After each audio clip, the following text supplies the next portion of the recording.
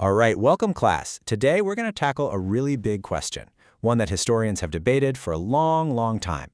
How and why did sustained economic prosperity first take root in the West?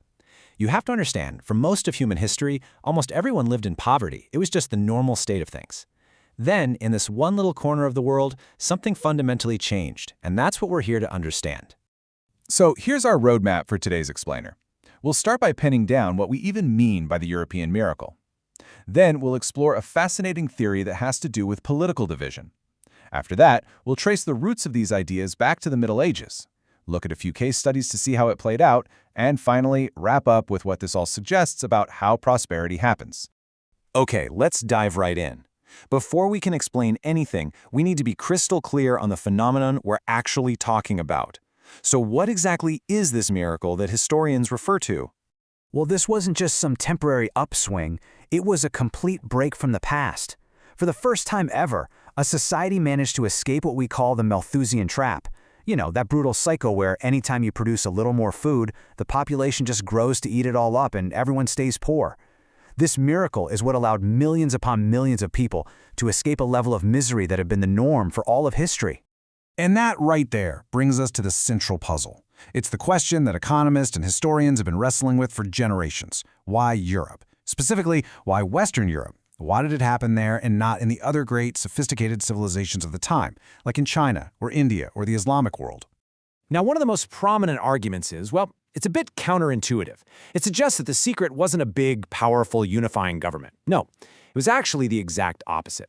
The key, according to this view, was fragmentation, competition, and a kind of anarchy. You see, after the Roman Empire fell, Europe never again came under the lasting control of a single universal power. It just didn't happen. Instead, it evolved into this incredible patchwork quilt of kingdoms, duchies, city-states, all these different political entities constantly jostling with each other. And this was completely different from the huge monolithic empires that dominated other parts of the world. This brings us to a really provocative idea from the historian Jean Batchelor. He argues that capitalism owes its very existence to political anarchy. Now, he doesn't mean total chaos in the streets. What he means is the absence of a single, overarching political ruler. His point is that capitalism found room to breathe and grow in the cracks between these competing powers, precisely because no one king or emperor was strong enough to completely control it or snuff it out. And this system of competition created really powerful incentives. Think about it. If you're a prince and you get too greedy, you tax your merchants into the ground, or you just decide to seize all their wealth, what happens? Well, in Europe, those merchants and all their money could literally pack their bags and move down the road to a rival's territory who was offering a better deal. This exit option was huge. It basically forced rulers to behave, turning them into what some call constrained predators. They had to respect property and encourage trade, otherwise they'd lose their best people and their tax base to the ruler next door. So where did this whole system of competing states even come from? Well, it certainly didn't happen overnight. To really get it, we've got to go back in time, back to a period that's often and very unfairly called the Dark Ages. Because if you look at the medieval period, it was anything but dark or static. It was this incredible hotbed of institutional innovation that really laid the groundwork for liberty. You have the rise of independent cities, these little pockets of commercial freedom. You have the Papal Revolution, which establishes the church as this powerful independent institution, a serious check on the power of kings. And then you see things like the Magna Carta and parliaments popping up all over, all designed to do one thing: limit the arbitrary power of the ruler. And these weren't just nice ideas. They got baked into Western law and political thinking. The idea that the king himself was subject to the law, that was revolutionary. It meant he couldn't just do whatever he wanted. The idea of a contract between the ruler and the people, where parliaments had to consent to taxes, that laid the foundation for everything we now call the rule of law and secure property rights. Now, the importance of all these institutions really jumps out at you when we start to compare different places. We can see it by looking at the different fortunes of states within Europe, and especially when we contrast Europe with a place like Russia, which went down a totally different road.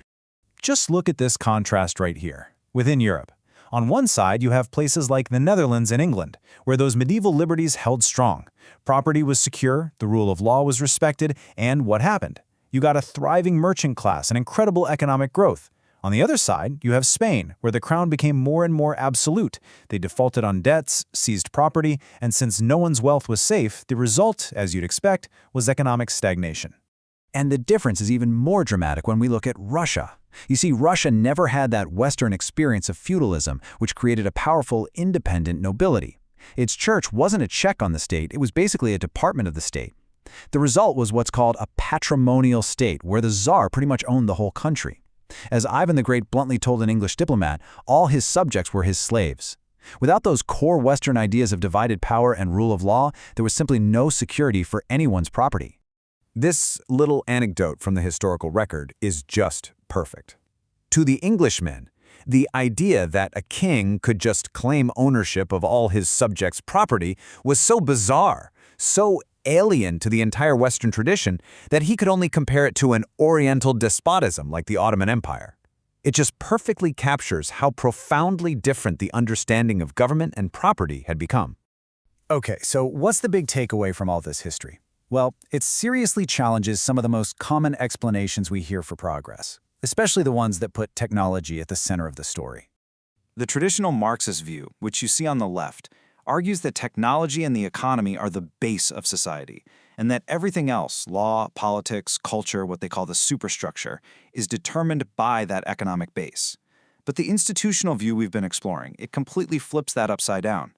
It argues that the superstructure, that whole legal and political framework of limited government and secure property rights, actually came first. And it was that framework that created the security and the incentives that allowed technology and capitalism to finally take off. So we can pretty much boil the whole argument down into a clear causal chain. It all starts with Europe's unique political decentralization after Rome. That fragmentation leads to intense competition between states. That competition forces rulers to limit their own power and grant secure property rights. And it's that secure, predictable environment that ultimately unleashes sustained economic growth. And really, this all brings us back to a deep insight from Adam Smith, writing way back at the dawn of the Industrial Revolution. He realized that prosperity isn't some complex thing that governments have to engineer. It's actually the natural result of a pretty simple but historically very rare set of conditions: peace, fair taxes, and a justice system you can rely on. When governments just provide those basic things, people's natural drive to better their own condition does the rest. And that leaves us with a really powerful question to think about. What if the real catalyst for human prosperity isn't what states do, but what they prevented from doing? This whole history suggests that maybe, just maybe, prosperity doesn't come from grand government plans, but from the simple fact that a competitive system of divided power keeps any one government from getting powerful enough to crush it.